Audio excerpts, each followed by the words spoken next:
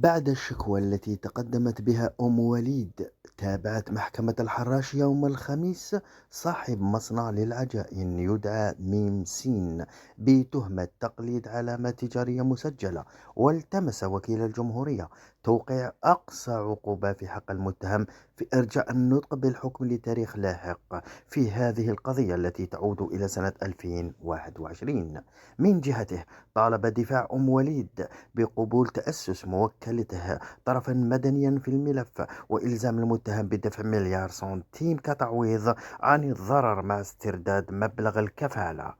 تفاصيل القضية: حيث قررت أم وليد صاحبة قناة الطبخ المعروفة باسم مطبخ أم وليد التي يتابعها أكثر من 13 مليون شخص